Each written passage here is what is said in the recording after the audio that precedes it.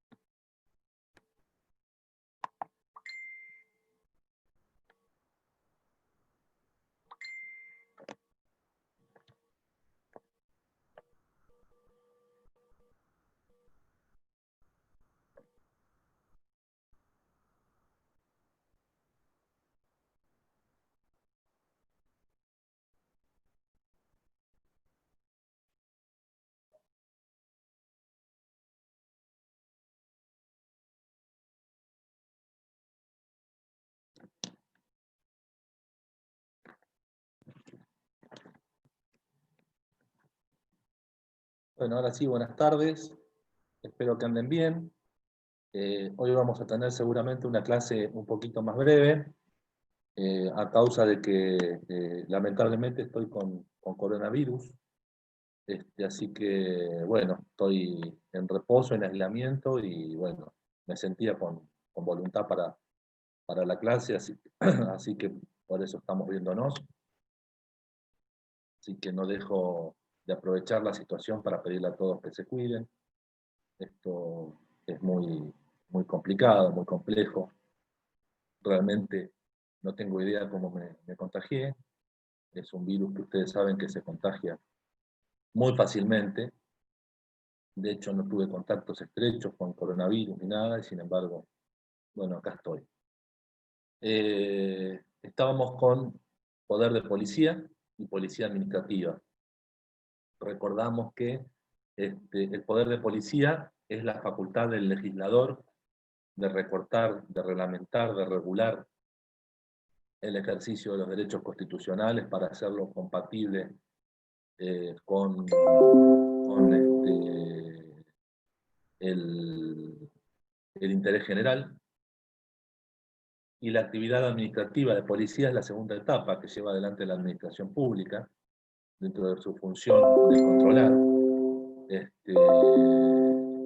que tiene que ver con una de las funciones básicas que tiene la administración pública, que es controlar el ejercicio de los derechos constitucionales.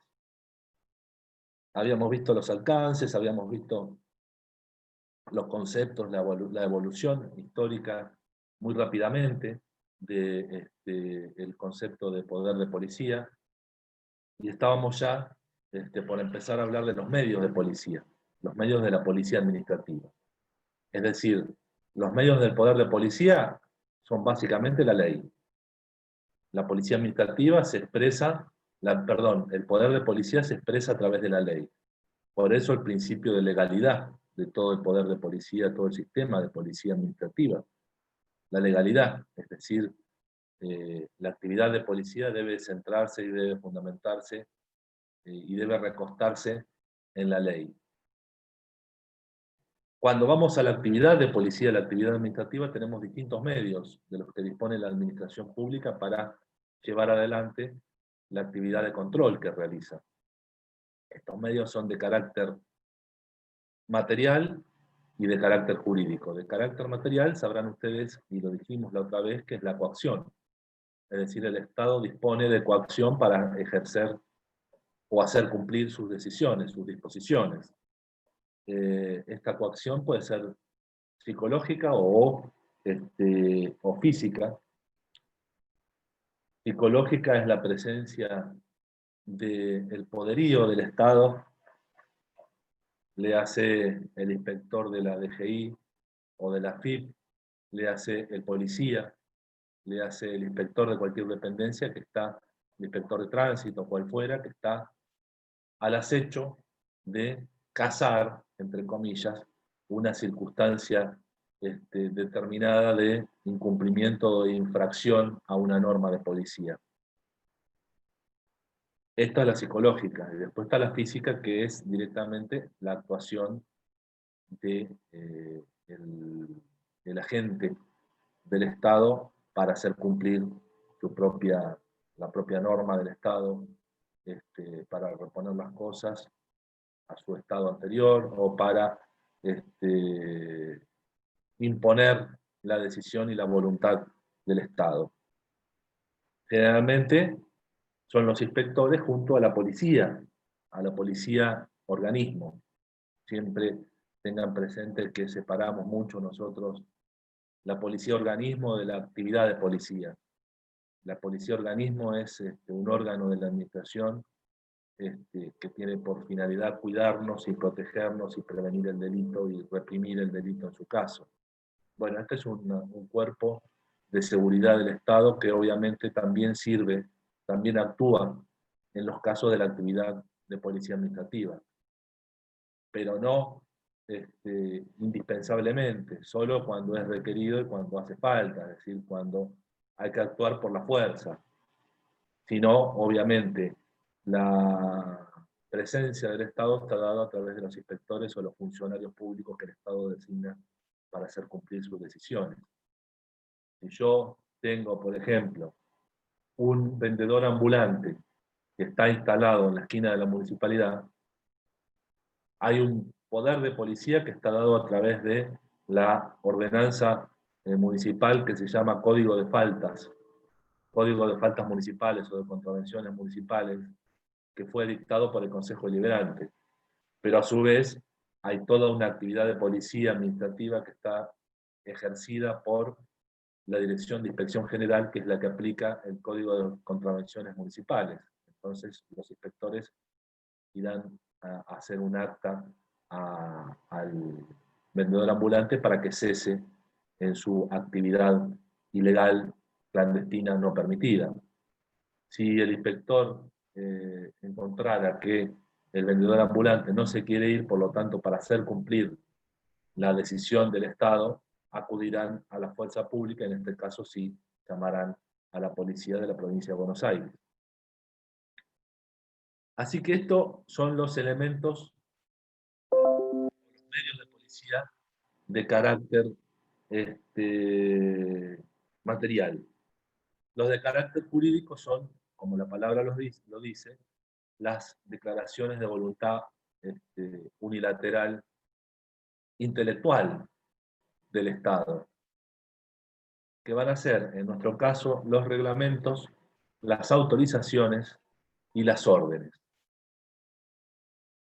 Los reglamentos ustedes los conocen perfectamente, son las normas generales, abstractas y obligatorias que dan ejecución o que sirven para la ejecución, para la regulación y ejecución de la ley.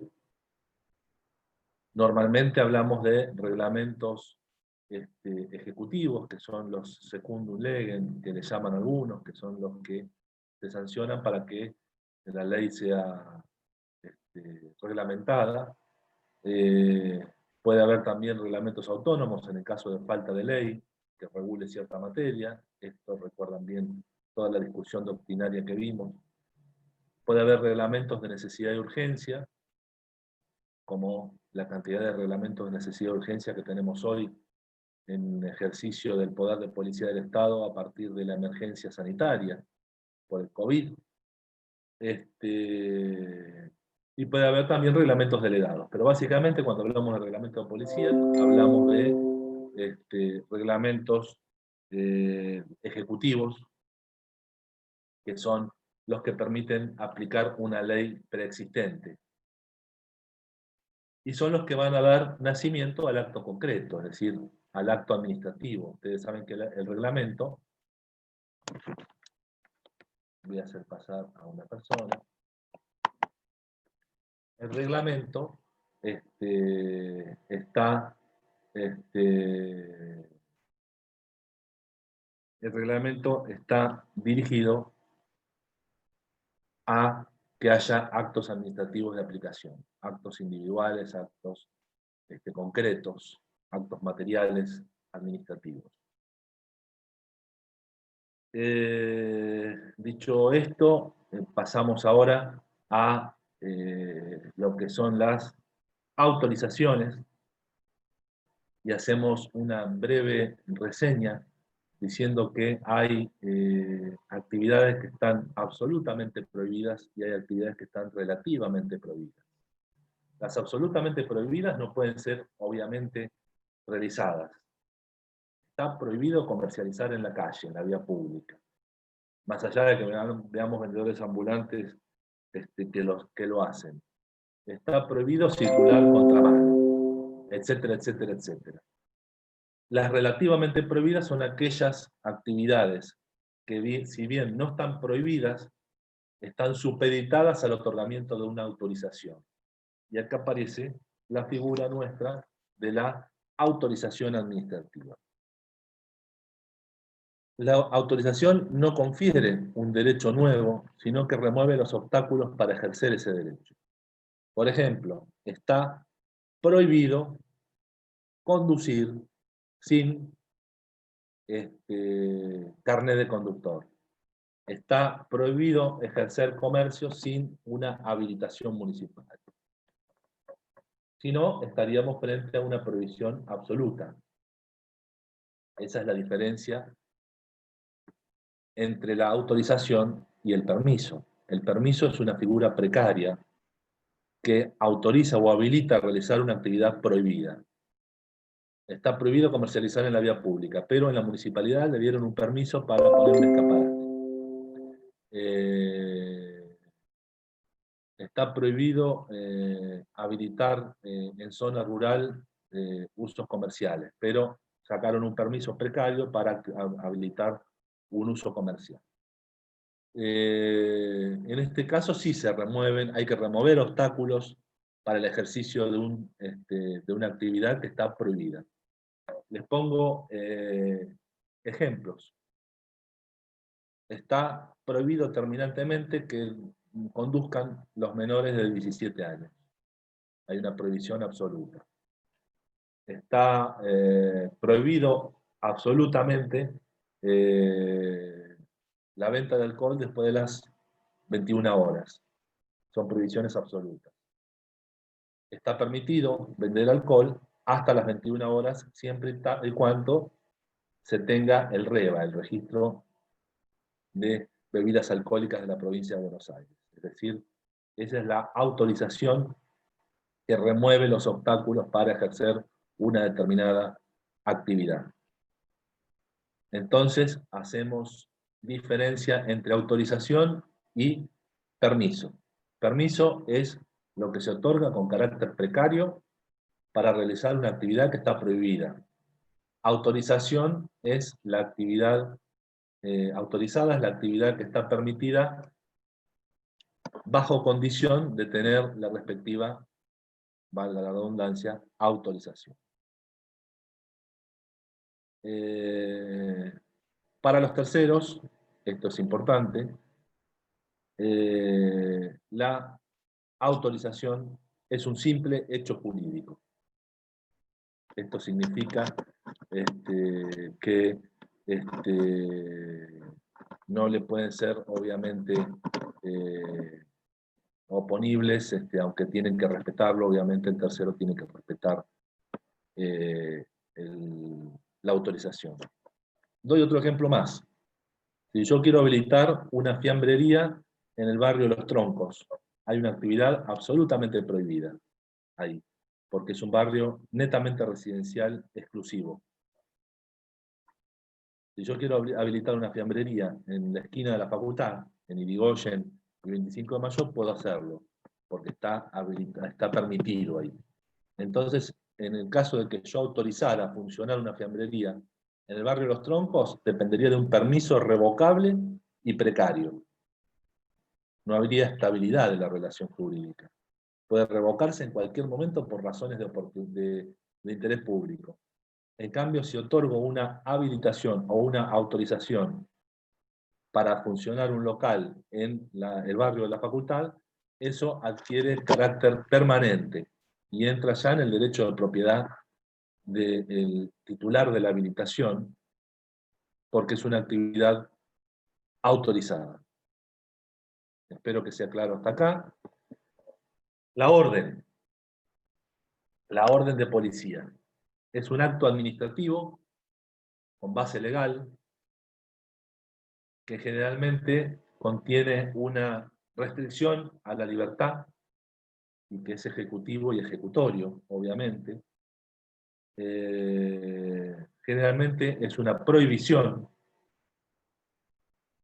aunque puede ser una orden de hacer, de no hacer, puede ser escrita, puede ser verbal, puede estar dirigida a personas indeterminadas y por lo tanto ser general, o puede estar dirigida a personas determinadas y puede ser particular. Por ejemplo, una clausura de un comercio es una orden de cerrar el comercio, una exhibición de un DNI, una exhibición de un certificado de habilitación o lo que fuere. Y las órdenes dirigidas a personas indeterminadas, por ejemplo, es la prohibición de bañarse en un balneario. Esto es una orden de policía en base a una norma general, reglamentaria, que es el reglamento de baños o como se llame en cada municipio, es una ordenanza que rige en cada municipio de acuerdo a su legislación o a su normativa. Y entonces, esto es lo que significa la orden. Entonces hemos visto reglamentos, autorizaciones y órdenes.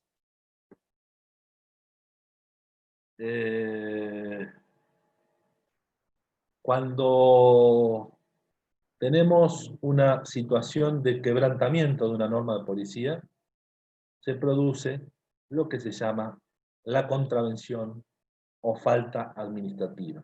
Normalmente le decimos falta administrativa, y esto, por supuesto, significa una acción antijurídica y culpable que comete un ciudadano en forma voluntaria, por lo tanto, al ser culpable es imputable, normalmente de competencia de las provincias, a diferencia de las penas o de las penas correspondientes a los delitos que son competencia de la nación y que están reservadas al Congreso Federal.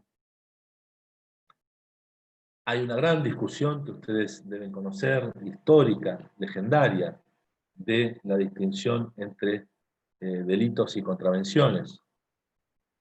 Obviamente, los delitos son situaciones o acciones antijurídicas y culpables de mucho mayor envergadura y gravedad que las faltas. Hay faltas que son asimismo, hay conductas típicas que son asimismo falta administrativa y delito penal, muchas vinculadas, por ejemplo, voy a hacer pasar a una persona que está esperando, muchas, por ejemplo, vinculadas al medio ambiente,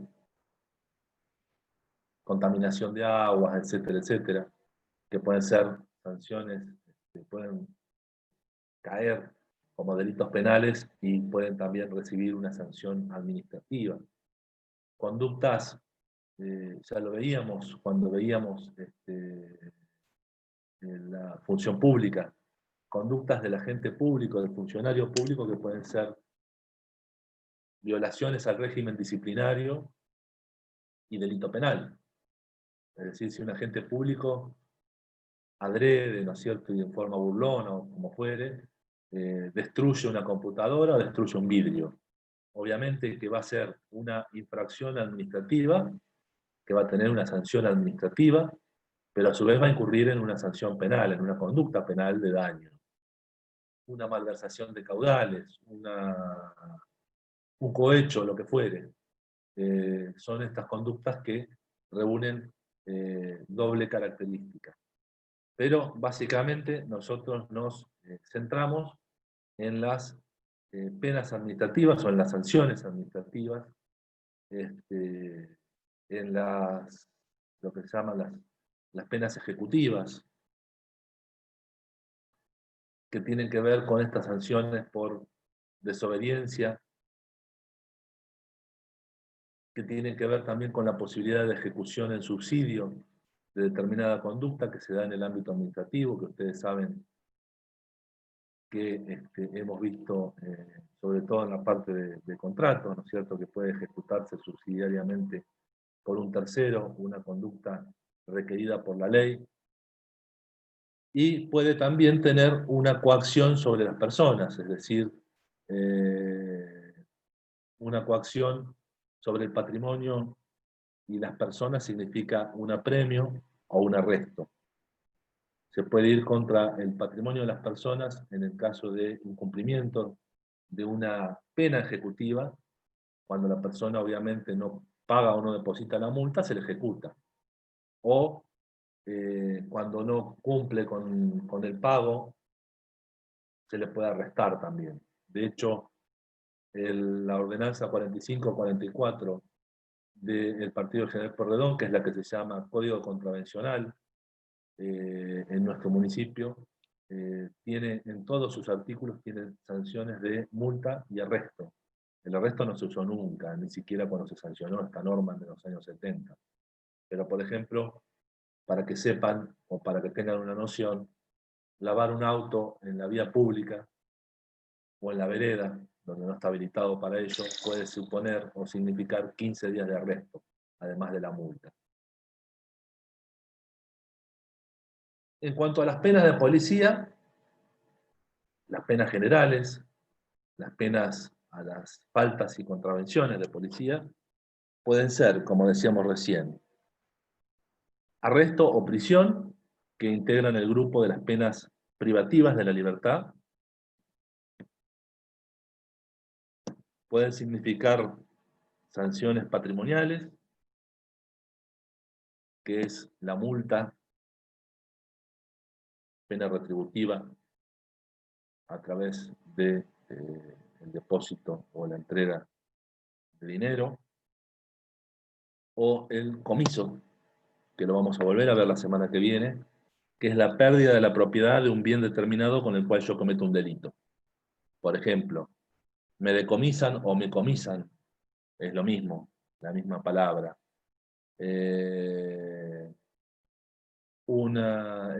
Volvamos al frutero que estaba vendiendo frutas en la esquina de la municipalidad. Me decomisan el cajón de naranjas que estaba usando para ejercer ilegalmente, clandestinamente, el comercio. Me decomisan el cuchillo que yo utilicé para fraguar una máquina en una verdulería, para fraguar la balanza, no sé. Me decomisan el cuchillo que yo usé para matar a la víctima. Esto ya en materia penal, ¿cierto? Pero también hablamos de decomiso. El decomiso, como decíamos, es la pérdida de la propiedad, de mi derecho de propiedad sobre una cosa como sanción penal o como sanción de policía. Que es distinto del secuestro, que ahora vamos a explicar. Entonces, las penas de policía, penas generales de policía son privativas de la libertad, prisión y arresto. Patrimoniales, básicamente la multa. Puede ser el decomiso. Y el tercer grupo de penas de policía es lo que tiene que ver con la suspensión del ejercicio de derechos. En este caso, una clausura. ¿Serían solo cosas muebles, registrables también? Sí, solo los decomisos, cosas muebles, registrables también, exacto. Suspensión del ejercicio de derechos,